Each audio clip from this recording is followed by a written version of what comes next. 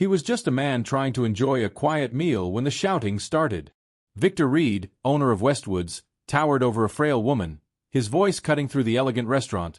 "We don't serve people who make scenes. Get out."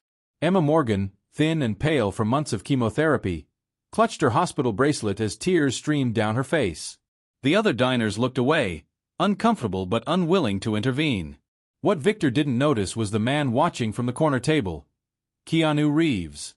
And what happened next would transform Emma's humiliation into a story that would captivate the city. Because sometimes kindness arrives from the most unexpected places, and justice wears many faces. The city never slept. Neon signs flickered across rain-slicked streets, casting colorful reflections on the pavement below. Taxis honked impatiently while pedestrians hurried past, clutching umbrellas against the light drizzle. Among the towering buildings and busy sidewalks stood Westwoods, an upscale restaurant known for its exclusive clientele and month-long waiting list. Inside, crystal chandeliers cast a warm glow over white tablecloths and polished silverware. The soft murmur of conversation mixed with gentle piano music, creating an atmosphere of refined elegance. Waiters in crisp black uniforms moved between tables with practiced efficiency, pouring expensive wine and delivering artfully plated dishes. For most people, dining at Westwoods was a celebration, a night to remember. For Emma Morgan, it was exactly that, but for entirely different reasons. Today marked her completion of the third round of chemotherapy. 6 months of fighting, of being sick, of watching her body waste away. 6 months of wondering if she would survive to see another season change. Emma sat alone at a small table near the window, her thin fingers wrapped around a glass of water. The past months had taken their toll. Her once vibrant auburn hair had fallen out completely, leaving her scalp covered with a soft fuzz that she hid beneath a navy blue scarf wrapped elegantly around her head. Her skin had a translucent quality, blue veins visible beneath the surface. The black dress she wore, once fitted perfectly to her curves, now hung loosely from her shoulders. She had saved for months for this dinner, putting aside small amounts from her dwindling savings. As a freelance graphic designer, her income had all but disappeared when the treatments began, making each dollar precious. But tonight was special. Tonight was about celebrating life, about believing in a future that sometimes seemed impossible to reach. Victor Reed moved through the restaurant like a shark through water, his tall frame imposing in a tailored gray suit. As the owner of Westwoods, he cultivated an image of perfection in his restaurant, his staff, and his customers. Westwoods wasn't just a business, it was a statement, a testament to his success after years of climbing the culinary ladder. He nodded curtly at regular patrons, his smile never quite reaching his cold blue eyes. A respected food critic was dining at table 12, and Victor had already instructed the kitchen to prepare their finest dishes. Everything had to be perfect tonight. His gaze swept across the room, mentally calculating profits and noting any imperfections. When his eyes landed on Emma, sitting alone by the window, something in his expression hardened. She didn't fit the image of his typical clientele. She was too thin, too pale, too obviously unwell. In Victor's mind, Westwoods wasn't a place for sick people. It was a place for the beautiful, the successful, the healthy. Emma didn't notice Victor's disapproving glance. She was focused on the menu, calculating what she could afford while still leaving enough for next week's medication. Tomorrow would bring another hospital visit, more tests, more uncertainty. But tonight, for just a few hours, she wanted to forget about cancer and treatments and medical bills. Tonight, she wanted to remember what normal felt like. Emma ordered the simplest meal on the menu, a small appetizer and a bowl of soup.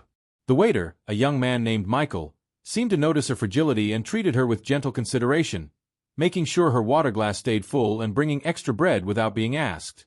For the first time in months, Emma felt almost normal, savoring each spoonful of the mushroom soup that warmed her from within. But halfway through her meal, the familiar sensation began to creep over her. A wave of nausea, sudden and violent, a cruel reminder of what her body had endured. Emma reached for her purse, fumbling for the anti-nausea medication her doctor had prescribed. Her hands trembled as she tried to open the small pill bottle, causing it to slip from her grasp. The plastic container hit the hardwood floor with a crack, pills scattering beneath nearby tables. Emma pushed back her chair, dropping to her knees to gather the precious medication. Each pill represented relief, represented survival. She couldn't afford to lose even one. The room tilted slightly as she moved, her weakened body protesting the sudden movement. A cold sweat broke out across her forehead as she crawled beneath a neighboring table, apologizing softly to the startled couple dining there. "Excuse me, I'm so sorry. I need these." Her voice was barely above a whisper as she collected the scattered pills, placing them carefully back into the container. Victor had been making his rounds through the dining room when the commotion caught his attention.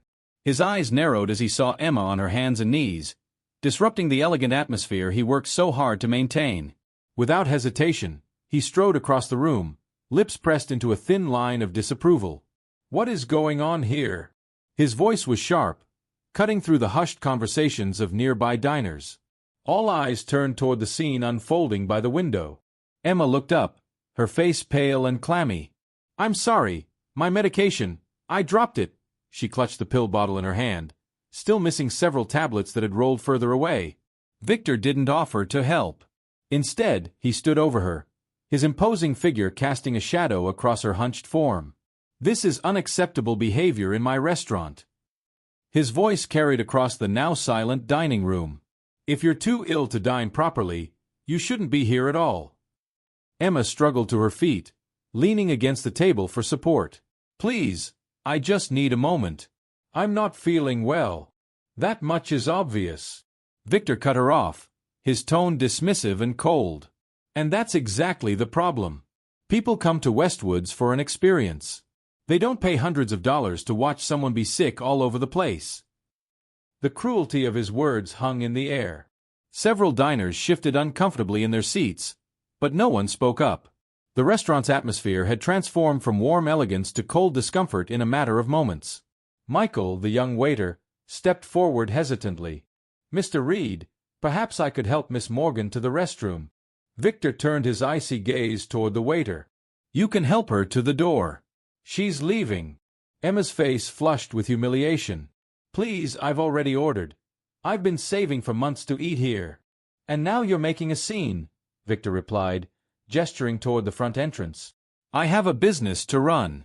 The reputation of this restaurant is everything. We don't serve people who make scenes. Get out." Tears welled in Emma's eyes as she gathered her belongings with trembling hands. The entire restaurant watched in uncomfortable silence as she struggled to put on her coat, still fighting the waves of nausea that threatened to overwhelm her. In the corner of the restaurant, a man sat alone at a small table, partially hidden by an ornamental plant. He had come for a quiet meal, his identity concealed by a casual outfit and a baseball cap pulled low over his face. Keanu Reeves had mastered the art of blending in, of finding moments of normalcy in a life defined by fame.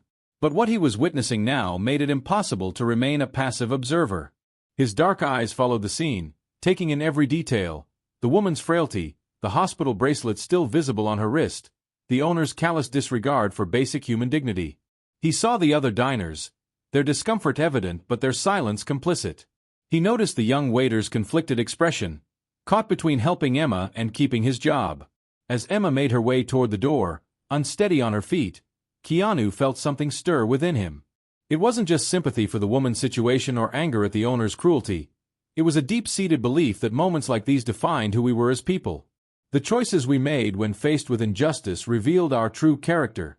Emma paused at the door, taking a deep breath as she prepared to step out into the rainy night, alone and humiliated.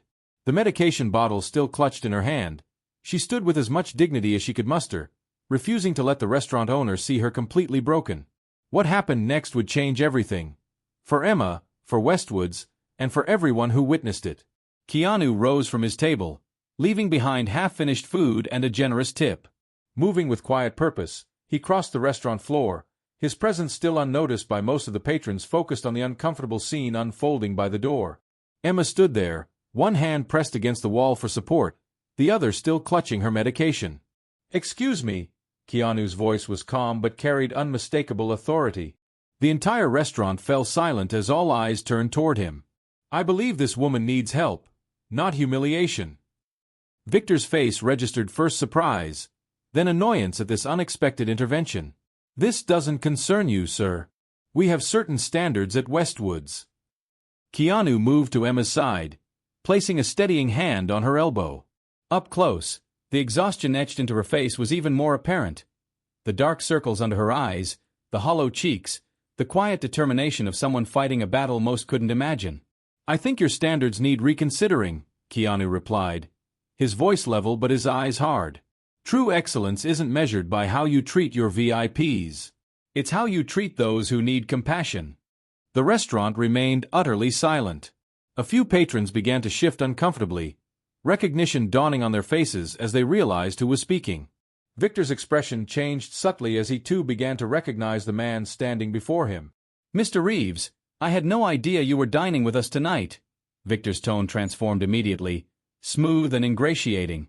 "Of course we want to accommodate everyone, but surely you understand that in an establishment of this caliber—" "What I understand," Keanu interrupted, "is that I'm watching someone celebrate completing their third round of chemotherapy being thrown out because they got sick."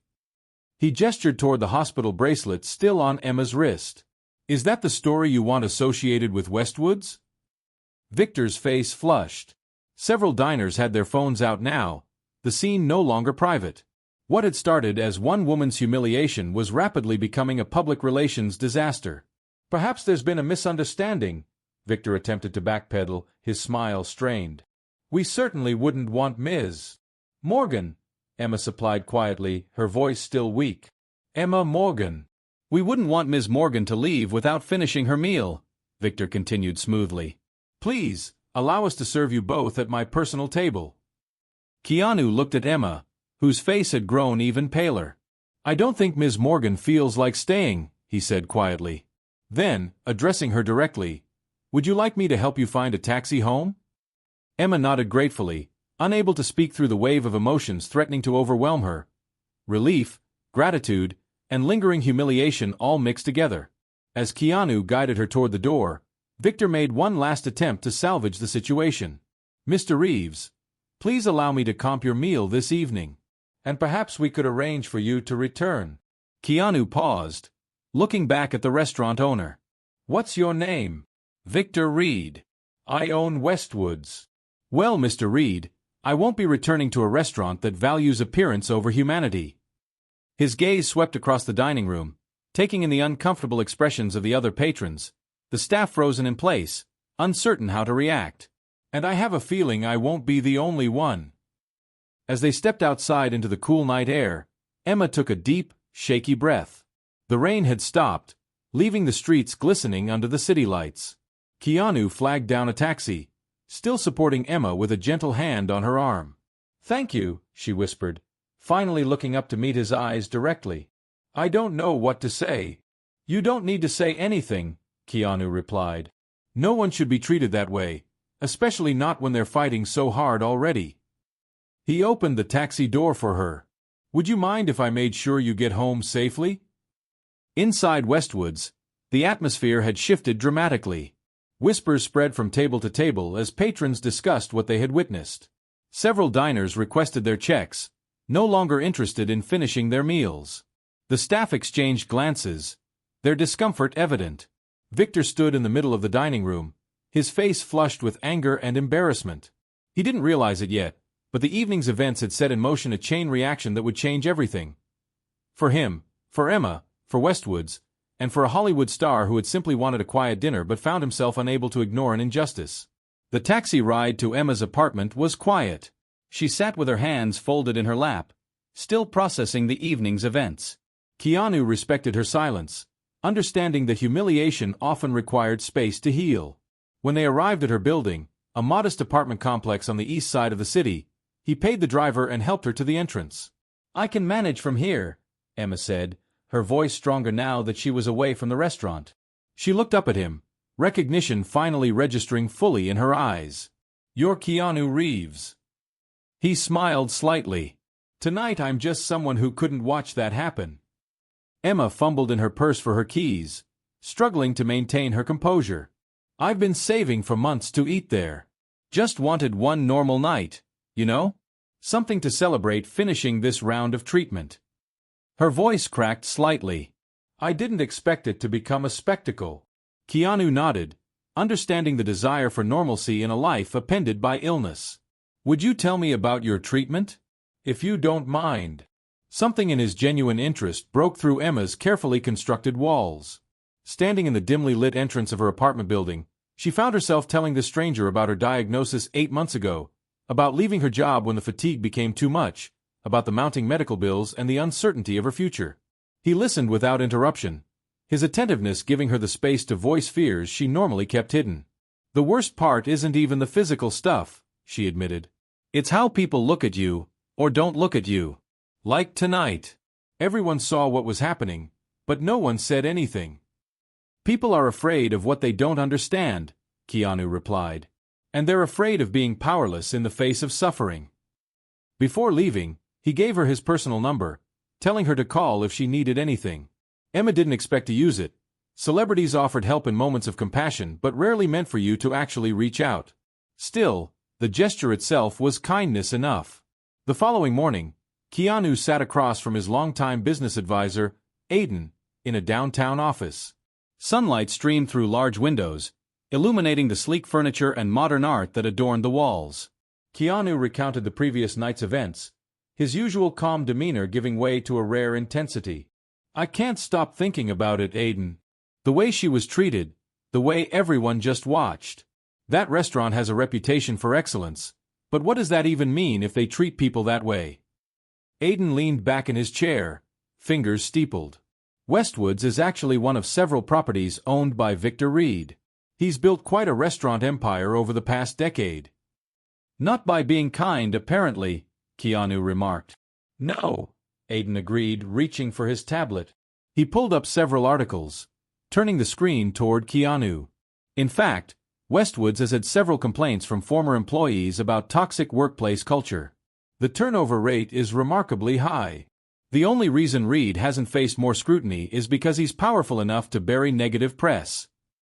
Keanu scanned the articles, noting accounts from former employees describing verbal abuse, unpaid overtime, and a culture of fear. The glowing reviews from food critics and celebrities stood in stark contrast to the experiences of those who work behind the scenes. "What about his financial situation?" Keanu asked, a plan beginning to take shape in his mind. Aiden raised an eyebrow, recognizing the look on his client's face. "Are you thinking what I think you're thinking?" "Just curious," Keanu replied, though his expression suggested otherwise. With a few taps on his tablet, Aiden pulled up more information. Appearances aside, Reed is actually overextended. He's invested heavily in a new location downtown, but construction costs have exceeded estimates. He's leveraged Westwoods against the loans. Keanu nodded slowly, processing this information. "So he's vulnerable." "Potentially," Aiden agreed cautiously. "But Keanu, buying a restaurant isn't like your other investments. The restaurant industry is notoriously volatile, even for established venues like Westwoods." "This isn't about investment," Keanu replied, his mind made up. "It's about something else." Aiden sighed, recognizing the determination in his client's voice. After years of working with Keanu, he knew when a decision had been made, not out of celebrity impulse, but from that quiet moral center that guided all of Keanu's choices. "I'll make some inquiries," Aiden said finally. "Figure out what it would take to acquire Westwoods. But I want you to think about what you're really trying to accomplish here." Keanu looked out the window at the city skyline, considering his advisor's words. What was he trying to accomplish? Justice for Emma? Punishment for Victor Reed? Or something deeper? A chance to transform an environment of cruelty into something healing? "I want to create the place that Emma Morgan deserved to find when she walked in to celebrate her treatment," he said finally. "A place where kindness isn't sacrificed for excellence, it's part of the excellence." Aiden nodded, recognizing that this wasn't merely a business decision or a celebrity's whim. It was a response to witnessing injustice, and for Keanu, that had always been enough reason to act. 2 weeks passed. Emma returned to her treatments, the incident at Westwoods fading into a bizarre memory she occasionally revisited, the night a famous actor defended her dignity. She hadn't expected to hear from him again. Celebrities lived in a different world, after all, their acts of kindness mere moments in lives filled with similar encounters. Meanwhile, Victor Reed continued running Westwoods with his characteristic focus on perfection and profit. The incident with the sick woman had been unfortunate, causing a brief flurry of negative comments online, but nothing his PR team couldn't handle. A few strategic donations to cancer research organizations had quickly redirected the narrative. What mattered was that Westwoods remained fully booked, the waiting list still months long. But beneath this veneer of success, Victor faced mounting financial pressure. The new restaurant location was consuming resources faster than projected, and his investors were growing impatient with delays. His banker had called twice this week alone, expressing concerns about the leveraged position of his flagship restaurant. When Aiden reached out to schedule a meeting, Victor assumed it was about a potential investment opportunity.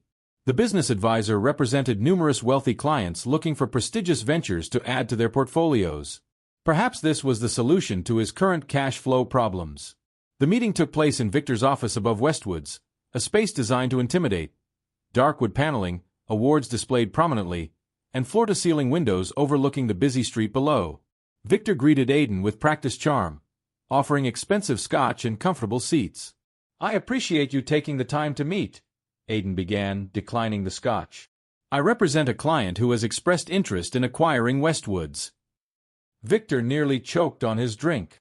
"Westwoods isn't for sale." Aiden remained unruffled, placing a folder on the polished desk between them. "My client is prepared to make a very generous offer, significantly above market value." "I'm not interested," Victor replied dismissively, though his eyes lingered on the folder. "Westwoods is the cornerstone of my restaurant group." "Which is precisely why it makes sense to consider this offer," Aiden countered. "The capital would allow you to focus on your expansion project without the financial strain you're currently experiencing." Victor's expression hardened. "You seem well informed about my financial situation." "That's my job," Aiden replied evenly. "Just as it's my job to present you with opportunities that might be mutually beneficial." He opened the folder, revealing a number that made Victor's breath catch. "My client is prepared to offer this amount, with favorable terms that would allow you to maintain your public association with the restaurant for a transitional period." Victor stared at the figure, enough to clear his debts and fully fund the new restaurant without additional investors. He'd still have his other properties, and with this kind of capital, he could expand even further. "Who's your client?" he asked finally. "They prefer to remain anonymous at this stage," Aiden answered smoothly. "But I can assure you they have the resources to complete this transaction immediately." Over the next week, Victor's initial resistance gradually eroded under the pressure of financial reality. His banker was becoming increasingly concerned about the leveraged position of Westwoods, and construction delays at the new location were driving costs even higher. The mystery buyer's offer represented not just a solution to his current problems, but an opportunity to emerge financially stronger. By the following Friday, the papers were signed. Victor Reed had sold Westwoods to an anonymous buyer, represented by Aiden. The staff was informed that management would be transitioning over the next month, but were assured their jobs were secure. Victor would remain as a consultant for appearances, but control had effectively changed hands. What Victor didn't know, what no one knew, was that Keanu Reeves now owned Westwoods. For the first 2 weeks after the purchase, nothing changed. The restaurant continued operating as usual, maintaining its reputation for exquisite food and exclusive atmosphere. Victor made his usual rounds, greeting VIP guests and overseeing service with his characteristic demanding precision. The staff continued their work, unaware that their world was about to change. Then, on a Monday morning when the restaurant was closed for its weekly deep cleaning, a man arrived asking to speak with the staff. He wore simple clothes, jeans, a black t-shirt, and a jacket. Nothing that would suggest he was now the owner of one of the city's most prestigious dining establishments. The employees gathered in the main dining room, curious about this unexpected meeting. Some recognized him immediately. Others took longer to realize who stood before them. Keanu Reeves introduced himself without fanfare, his presence creating a ripple of whispers among the gathered staff. "I imagine you're wondering why I'm here," he began, his voice carrying across the quiet room. 2 weeks ago, I had dinner at this restaurant. I witnessed something that disturbed me deeply, a sick woman being humiliated and thrown out because her illness was considered inconvenient. The staff exchanged uncomfortable glances. Many had been present that night, had seen what happened to Emma Morgan. Some had wanted to intervene but feared losing their jobs. Others had become so accustomed to Victor's treatment of undesirable customers that they'd grown numb to it. "What none of you knew," Keanu continued, "is that I've purchased Westwoods. As of today, I'm implementing changes in how this restaurant operates, not just in how we treat customers, but in how we treat each other." Victor, who had been standing near the back of the room, pushed his way forward. "What is the meaning of this? I'm still the face of Westwoods. The agreement was clear." "The agreement," Aiden interrupted, appearing from a side door with paperwork in hand, "gives Mr. Reeves complete control over restaurant operations, including staffing and management. Your role is advisory only, Mr. Reed, and can be terminated at the owner's discretion." Victor's face flushed with anger. "You can't just come in here and—" "I can," Keanu replied calmly. "And I am." He turned back to the assembled staff. "I've spent the past 2 weeks learning about how this restaurant functions. I've reviewed employee records, customer complaints, and financial documents. I've spoken with former employees about their experiences." He paused, his gaze sweeping across the room. "Westwoods has operated on fear and intimidation for too long. That ends today. Mr. Reed is no longer associated with this restaurant, and those who enabled his behavior or participated in it will be leaving as well." A stunned silence fell over the room. For many of the staff, Victor Reed had been a constant, terrifying presence in their working lives, a boss whose approval they desperately sought while simultaneously fearing his wrath. The idea that he could simply be removed, that the toxic culture he'd created could be dismantled, seemed almost impossible to comprehend. For others, those who had witnessed Victor's cruelty daily but felt powerless to stop it, Keanu's words represented something they'd stopped believing in, the possibility of change. In the stunned silence that followed Keanu's announcement, Michael, the young waiter who had tried to help Emma, stepped forward hesitantly. "What happens now?" he asked, voicing the question on everyone's mind. Keanu gestured to a woman standing near the entrance, who walked forward with quiet confidence. "This is Elena Diaz, an experienced restaurant manager who specializes in transforming workplace culture. She'll be overseeing day-to-day operations going forward." Elena surveyed the room with observant eyes. "Over the next week, I'll be meeting with each of you individually. Those meetings will determine who stays and who goes. We're not just looking at job performance but at character, how you've treated customers, especially vulnerable ones, and how you've treated each other." Victor's face had turned a dangerous shade of red. "This is ridiculous. You can't evaluate people based on some arbitrary moral standard. This is a business, not a charity."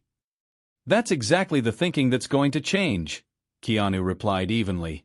"Excellence and compassion aren't mutually exclusive. They should be inseparable." Victor looked around at his staff, expecting support, but found mostly averted eyes. Years of verbal abuse, unpaid overtime, and threatening behavior had left few allies among the people who worked for him. Without another word, he stormed out of the restaurant, the heavy door slamming behind him. The transformation began immediately.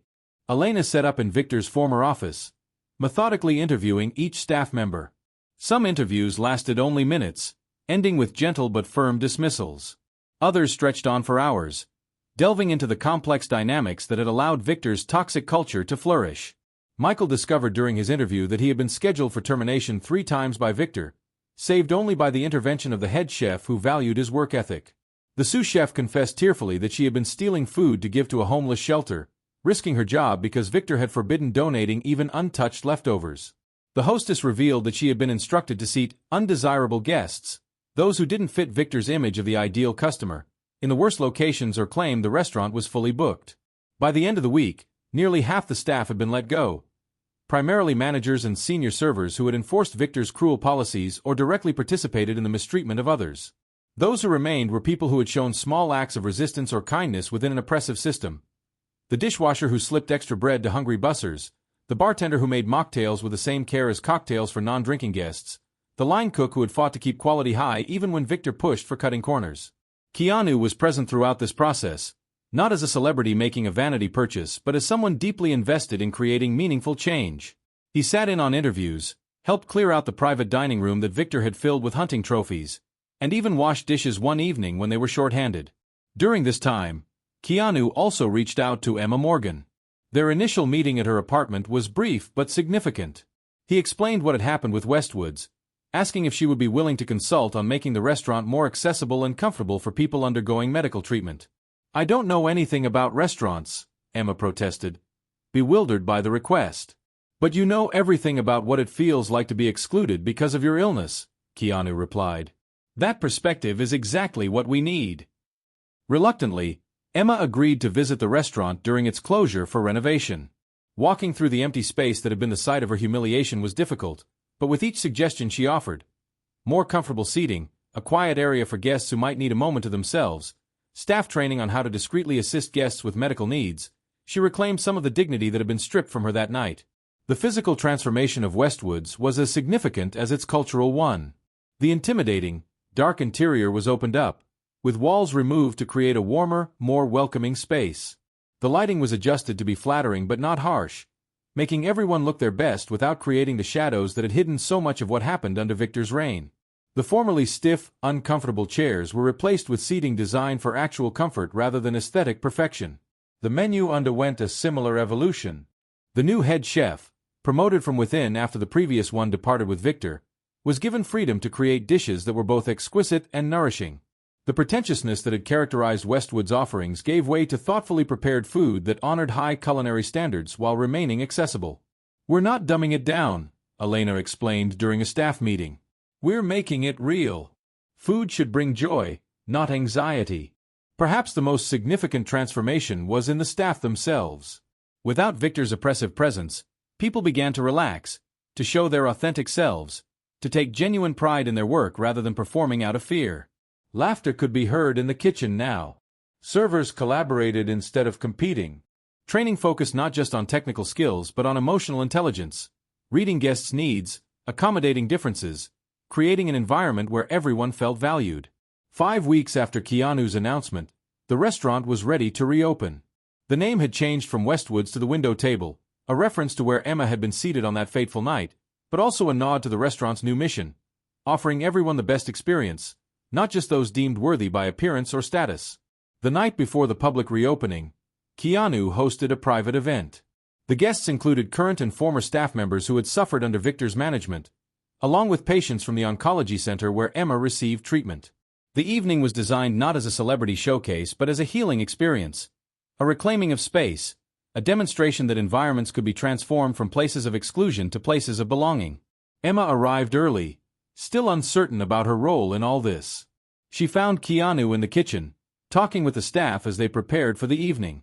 He greeted her warmly, guiding her through the transformed restaurant. "It's so different," she marveled, taking in the changes.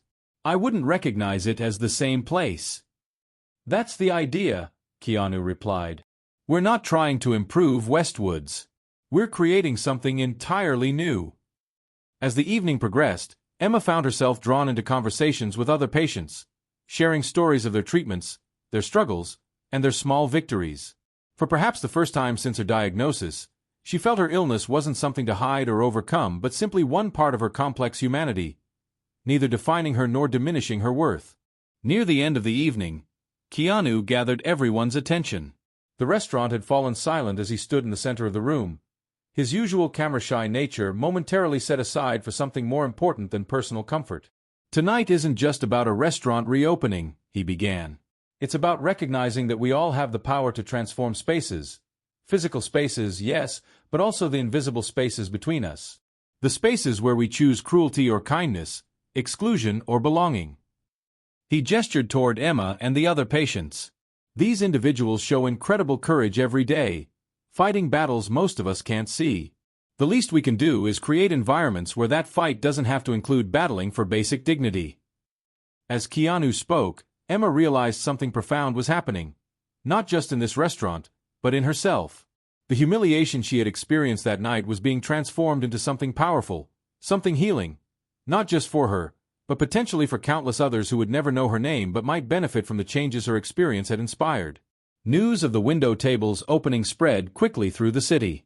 What began as whispers about Keanu Reeves purchasing Westwoods transformed into a full narrative of redemption and second chances. Local media covered the story, highlighting the dramatic shift from exclusivity to inclusivity. Food bloggers speculated about the menu changes. Social media buzzed with rumors about the mysterious woman who had inspired it all. On opening night, a line formed outside the restaurant hours before the doors were scheduled to open. Some came out of curiosity, eager to see how a Hollywood actor had reimagined one of the city's most prestigious dining establishments. Others came because they'd heard about the restaurant's new mission and wanted to support it. A few were former Westwoods regulars, uncertain about the changes but unwilling to relinquish their association with what had once been the most exclusive reservation in town. Inside, the staff prepared with a mix of nervousness and excitement. For many, this was more than just a reopening. It was a public declaration that things could change, that toxic environments could be transformed, that people could be valued for their humanity rather than their status. Elena moved through the restaurant with quiet efficiency, checking details and reassuring staff. Michael, now promoted to head server, briefed the waitstaff on the evening specials, emphasizing not just the ingredients but the stories behind them, the local farmers who had provided the produce, the meaning behind certain dish compositions. At precisely 6 o'clock, the doors opened. The first guests to be seated were not celebrities or critics but a group from the cancer center, patients and caregivers who had been invited as honored guests. Among them was Emma, no longer seated by the window but at the chef's table, the best spot in the house. The evening unfolded with a rhythm different from anything Westwoods had known. There was still attention to detail, still excellence in every aspect of service, but it was delivered with genuine warmth rather than performative perfection. The staff moved through the space with purpose and pride, treating each guest with the same care regardless of who they were or what they looked like. Midway through the evening, a commotion at the entrance caught Emma's attention. Victor Reed stood in the doorway, his expression a mixture of anger and disbelief as he surveyed the transformed space. For a moment, the restaurant seemed to hold its breath, the ghost of its former culture threatening to return. But then Elena approached him, calm and professional. "I'm afraid we're fully booked tonight, Mr. Reed. Perhaps another time." Victor's face flushed. "Do you know who I am?" "This was my restaurant." "Was," Elena agreed pleasantly. "And now it's not. The window table operates on a different philosophy." She gestured toward the door. "I'm sure there are other establishments that would welcome your patronage." For a moment, it seemed Victor might make a scene. His gaze swept across the room, lingering on familiar faces, staff who had once jumped at his commands, now watching him with calm resolve. Then his eyes found Emma, seated at the chef's table, and something in his expression shifted. Without another word, he turned and left. As the evening progressed, Emma found herself drawn into conversations with fellow diners.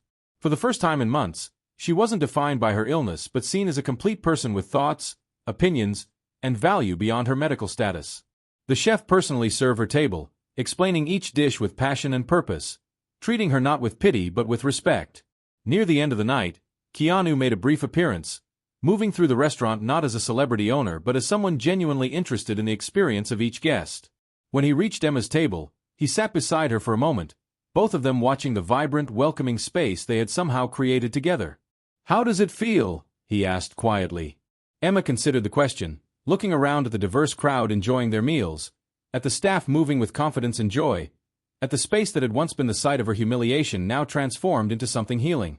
"It feels like reclaiming something I didn't even know I'd lost," she replied. "Not just dignity, but belief in possibility." In the months that followed, the window table became known not just for its excellent food but for its revolutionary approach to hospitality. The restaurant instituted a policy where one night each month was dedicated to hosting patients from local treatment centers and their families, providing them with an evening of normalcy and celebration amid their medical journeys. The staff created protocols for discreetly assisting guests with various medical needs, from quiet spaces for taking emergency medication to menu adaptations for those with treatment-related dietary restrictions. These practices soon spread to other restaurants in the city, creating a ripple effect of change throughout the industry. For Emma, the transformation extended beyond the restaurant. As her story spread, she found herself speaking at events about patient dignity and the importance of creating inclusive spaces. Her graphic design business revived through commissions from businesses seeking to become more accessible to those with medical conditions. What had begun as one woman's humiliation, witnessed by a man who refused to remain silent, had transformed into a movement that changed countless lives, proving that sometimes, the most powerful acts of kindness don't just help individuals but transform entire communities.